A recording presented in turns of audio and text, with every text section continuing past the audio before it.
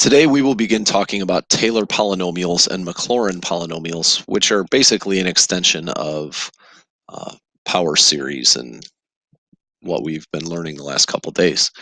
A Taylor series is a different approximation tool. So this is the first thing that we're going to do where we actually take functions that we've known and we're going to start approximating functions using polynomials, and we're going to start learning how to use calculus with that too.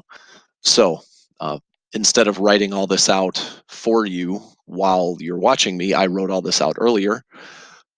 I wrote a function that represents this series. I wrote it out for the first 5 terms. So everything through 5 terms is in blue. And then after that in red, I decided to write what the nth term would be as we go along. So if we have f of x minus c, we have a sub 0 plus a sub 1 times x minus c plus a sub 2 times x minus c squared, and so on. What happens when we take the first derivative is that this term goes away.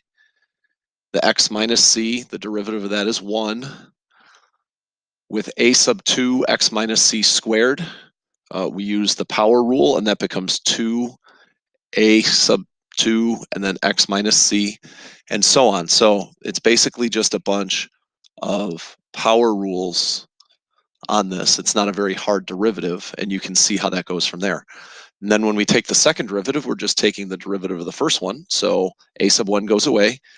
A sub 2 times x minus c times 2, the x minus c essentially goes away. On this one, the power rule makes this a 6. Excuse me. On this term, the power rule makes that a 12, and so on and so forth. And, oh, my bad. So what we end up with here is we have all of this stuff going on the table. And what you find is when we start taking derivatives, there's a number that starts going out in front. And if you look at the stuff that's in red, you can see probably a little bit more clearly what's happening. If I took another derivative, like the fifth derivative, this n minus 4 would get multiplied out in front, and then the new power would be an n minus 5. And so basically what you see is that the number that's out in front ends up being n factorial. So the nth derivative has n factorial times a sub n, and then there's plus a bunch of other stuff, since this is a series that goes on infinitely. So if we're looking at this particular polynomial that is defined by the sum from n equals 0 to infinity of a sub n times x minus c to the n, if we want to find this number, what is a sub n? So if we want to find a sub n, what we do is we kind of look at what is going on before everything happens. And so let's, for example, say we want to find a sub 2. Well, a sub 2 is here, here, here. And if we're looking at it, by the end of this, this just becomes 2 times a sub 2 plus a bunch of other stuff, and that's equal to the second derivative at evaluated at x minus c. And so if we're looking at what a sub 2 actually is, if I want to get that all by itself, what I would do is I'm essentially dividing by 2, or I'm dividing by n factorial, and then I can end up getting what that a sub 2 is. So a sub n ends up being the nth derivative at c over n factorial. So that's a sub n there. That's what a sub n ends up equaling. So at x minus c, if we want to find out what a sub n is, that's equal to the nth derivative evaluated at 0 over n factorial. And that's what happens when you plug in c, because c minus c is obviously 0. So you evaluate that derivative at 0 when x equals c. And so that's why, in this case, c is going to be basically our center of the polynomial in this case. So this is a general procedure for deriving a power series for a function that has derivatives of all orders. So that means that you can continually take the derivative and it never runs out of derivatives to take. Taylor series and Taylor polynomials centered at x equals c. So this is the definition. This is what a Taylor series is. So the Taylor series will be this is like an approximation of some sort of function. So we take the value of the function at c, and then we add the derivative times x minus c, evaluated at c. Then we have the value of the second derivative evaluated at c divided by 2 factorial times x minus c squared. So basically what you're doing is you're getting a value, an approximation function. And so if we have a function for something and we know its value at a certain point, we can then find what the likely, or what an approximation of a value is close to that point. And we've actually done this for a long time. That's what tangent lines always did. So this is basically an extension of tangent lines.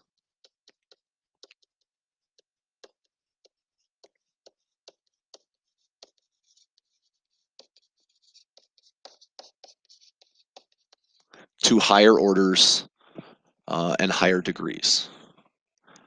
Okay, the difference between a Taylor series and a Taylor polynomial is simple.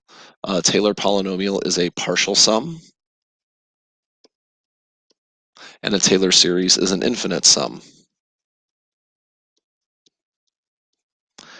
So a Taylor polynomial goes to a certain number of terms or a degree.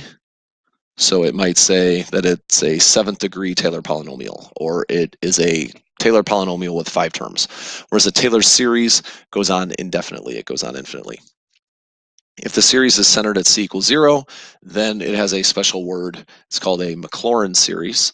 And both of these are named after famous old dead English mathematicians. Here are the guidelines for finding a Taylor polynomial or a Taylor series. Once again, a polynomial stops at a certain point and the series goes on infinitely. Take derivatives and evaluate those derivatives at c. So that's basically all of these things that I'm circling or underlining in red. So that's basically what those are. Notice that there is an actual function value, f of c, that we also take into account. We then write the polynomial out and we want to find a sum for it. And then we also have to determine the interval of convergence. Don't forget about the endpoints in cases where there's a specific interval. Construct a polynomial of degree 4 that emulates the behavior of f of x equals e to the x centered at x equals 0. So if we look at e to the x, this is going to be approximately f of 0. Notice that our center here is 0. So I'm replacing c with 0 in all of these, plus f prime of 0 times x minus 0. I don't have to continue writing x minus 0 all the time because this one's centered at 0. But it's not a bad habit to have to write x minus the center, because that's going to be important when it's not centered at 0, plus the second derivative at 0 times x minus 0. Sorry, I'm in the habit. Times x over 2 factorial plus the third derivative evaluated at 0. Oh, this should be a squared, my fault. Times x cubed over 3 factorial plus the fourth derivative evaluated at 0 times x to the fourth over 4 factorial. Now, we could continue adding a bunch more terms on there, but it tells us that it wants the polynomial of degree 4. So degree 4 means I'm going to stop when the degree is 4. That is different from a question that we don't have any questions like this on this worksheet, but if it asks for a polynomial with 4 terms, we would need to stop here. And the reason why we would have to stop there is all 4 of these terms actually exist. That becomes important to note because once we get to a problem like the next one, problem 2, that deals with sine, sometimes some of these terms will actually go away.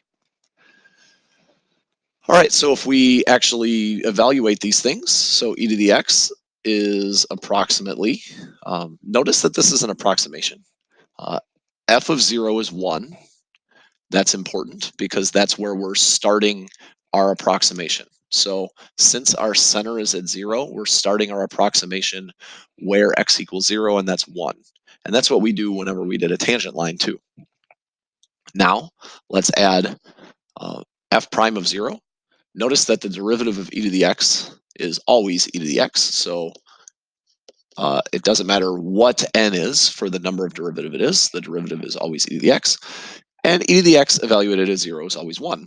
So 1 plus 1 times x plus 1 times x squared over 2 factorial plus 1 times x cubed over 3 factorial plus 1 times x to the fourth over 4 factorial. And again, we could keep going on and on forever about this.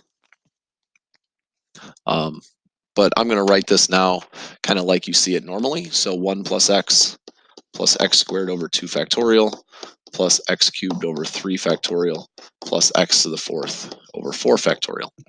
This is the sum from n equals 0 to 4 of x to the n over n factorial. Now, as we make it a series, it will end up going to infinity. So this is something that we can just write down here. So e to the x is going to be equal to, now it's an approximation when we do a polynomial, but it's actually equal to the series because it goes off to infinity within its interval of convergence. So it's going to be equal to the function e to the x within the interval of convergence. And anything outside the interval of convergence, then it doesn't hold for that. So e to the x is 1 plus x squared over 2 factorial plus x cubed over 3 factorial plus all of these other terms, x to the n over n factorial. So that's the sum from n equals 0 to infinity of x to the n over n factorial. Note that this is the Maclaurin series for e to the x because the center is 0. One more thing that we might want to point out is that once again, I talked about how this is an extension of tangent lines. If you look at the first part of this, that actually is the tangent line for e to the x at or with the point 0, 1 as the point on the tangent line that you would be looking at. So you take y, which in this case is e to the x, minus, or we'll use f of x instead of y. So f of x, which in this case is e to the x, minus f of 0 equals the derivative at 0 times x minus 0. If you rearrange terms, that's exactly this, because remember that f of x is e to the x. So in this case, this is the tangent line approximation. And that's going to be true all the time. The first 2 terms in your Taylor series, as long as they're non-zero, are tangent line approximations. Part C, write the Taylor series using summation notation. Well, doggone, I already did that. So n equals 0 to infinity of x to the n over n factorial. Determine the interval of convergence for this series. So here is where we have to do some work. So the limit as n goes to infinity, I will use the ratio test because I have a factorial in it, and so that should work out pretty well. So I have x to the n plus 1 over n plus 1 factorial times the reciprocal, so n factorial over x to the n. That's the limit as n goes to infinity of x over n plus 1. And as n goes to infinity, this is always 0, regardless of whatever x is. And because that's true, since the limit of this is 0 when we do the ratio test, that means that this actually converges for all values of x. So there's nothing that x can be that can change the fact that this ratio test is actually going to make it so that the next subsequent term is not smaller than the previous one. So this works actually for negative infinity to infinity. If we look at e to the x, let's take a look at 1 and then the tangent line approximation, so 1 plus x. So if we look at the tangent line approximation, it's pretty good for a little bit of time, but it ends up diverging from the series pretty quickly. Then if we go to the second degree Taylor polynomial, so 1 plus x squared over 2, notice that it matches a little bit better. And then the more terms we get, the more this polynomial matches perfectly with e to the x for longer periods of time. And the reason why this continues to work over and over and over again for longer periods of time is because the interval of convergence ends up being negative infinity to infinity. So if we look at this, notice that the tangent line approximation of e squared is not great when it diverges from x equals 0 for the lower amounts. So like g of x, h of x, k of x here represent the first three degrees of the Taylor polynomial. So this would be the linear, this would be the quadratic, this would be the cubic approximation.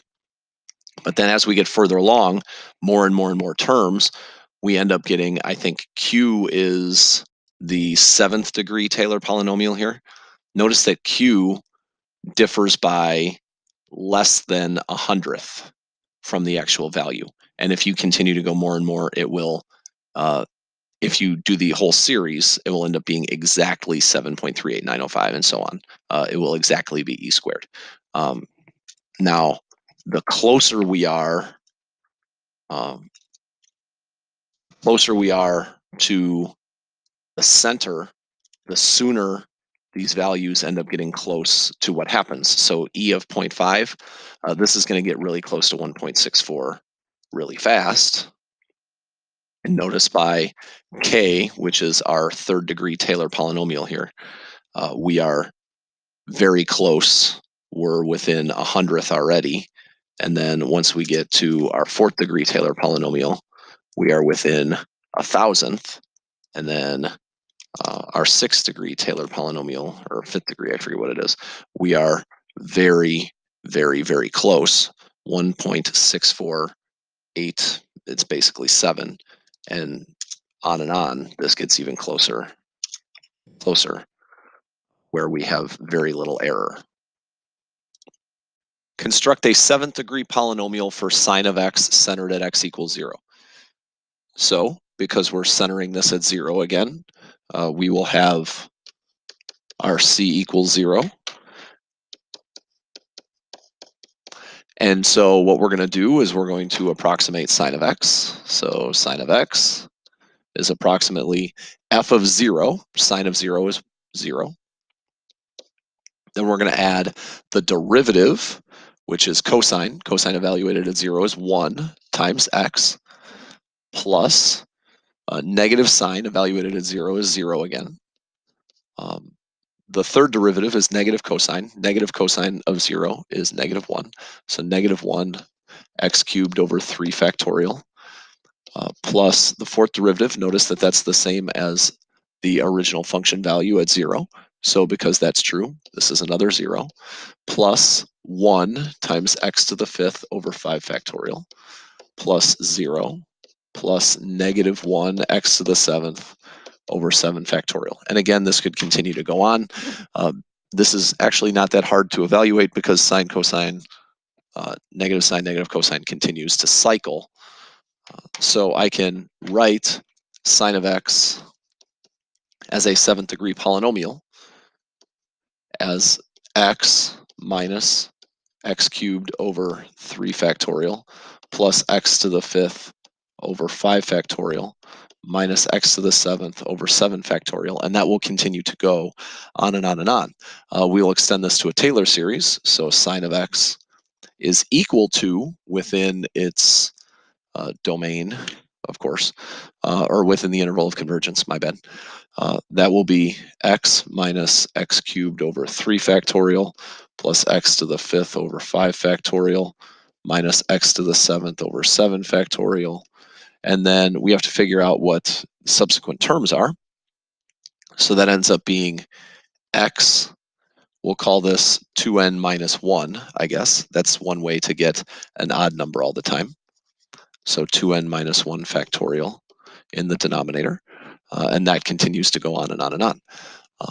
If we want to talk about just the tangent line approximation, that would be here.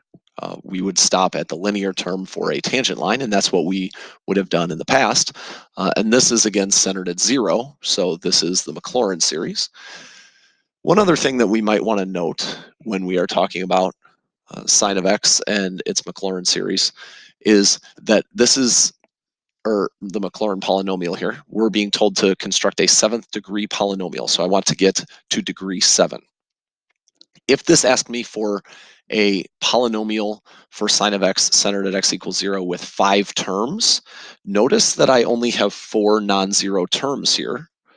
So if it asked me for a 5th term, I would probably have to, well, I would definitely have to add x to the 9th over 9 factorial. That would be something that I would have to continue to add there in order to get a 5th term. So one thing that you have to notice is the difference between when they ask for a degree and the number of terms.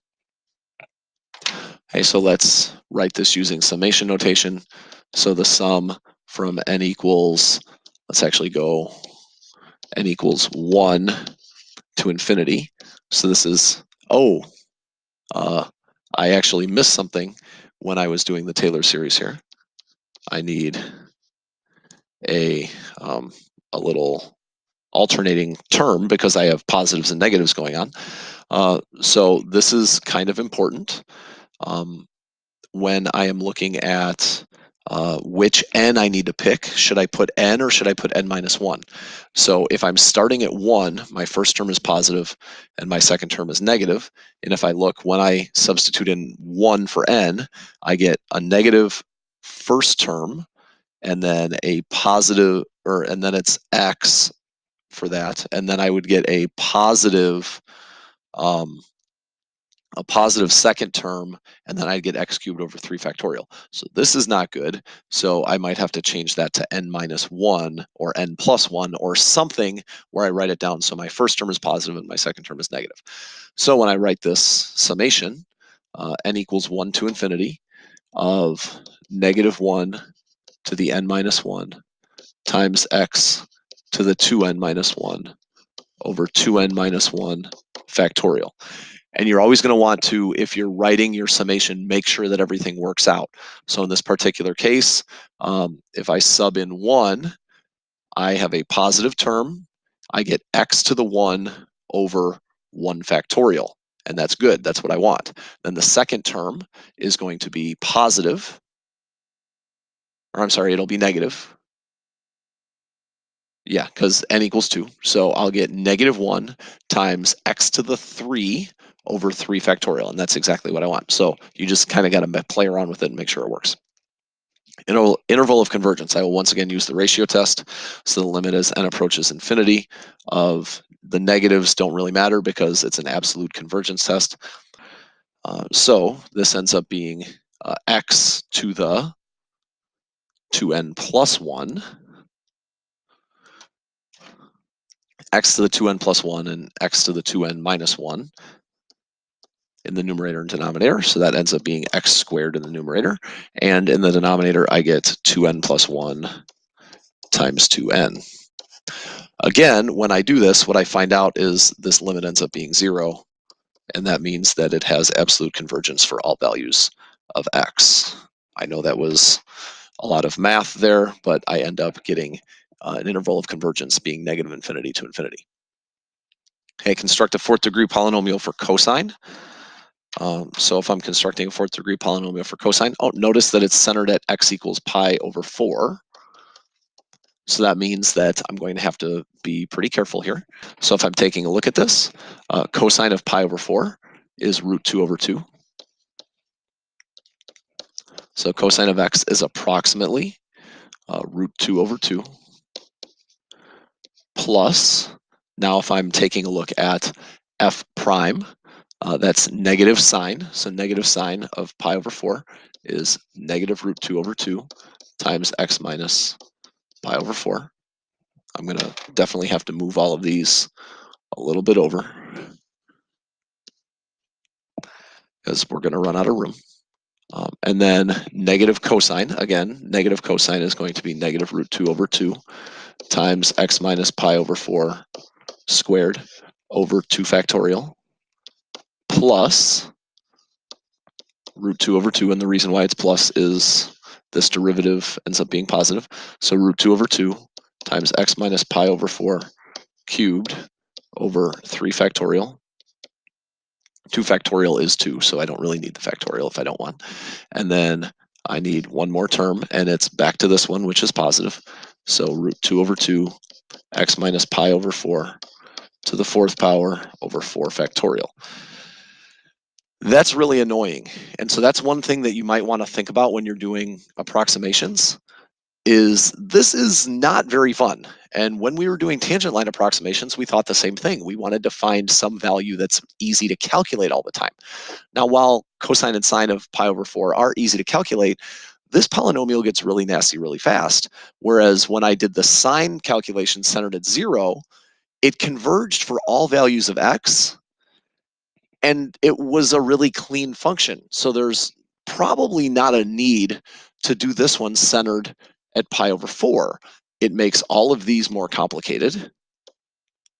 And there are a ton more terms because cosine and sine are both non-zero values all the time at pi over 4. So this actually kind of becomes a little bit annoying. In the interest of time, I'm not going to explain why everything works out the way it is for this problem, but you need this -1 to the power to end up going from positive to then 2 negatives in a row, then 2 positives in a row, then 2 negatives in a row, then 2 positives in a row.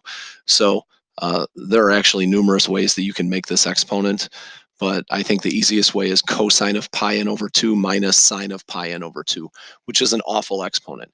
But really what this problem is meant to do is show you that approximations are not all made equal. And so problem 3, this is not a great approximation to use. It works out perfectly. If you found the interval of convergence, it would be negative infinity to infinity. If you typed in this polynomial going off to infinity, it would perfectly match cosine of x. However, there are way more efficient ways to do it, namely by centering it at 0 in this particular case, because it goes from negative infinity to infinity. Sine and cosine work out really, really well for Taylor series centered at 0.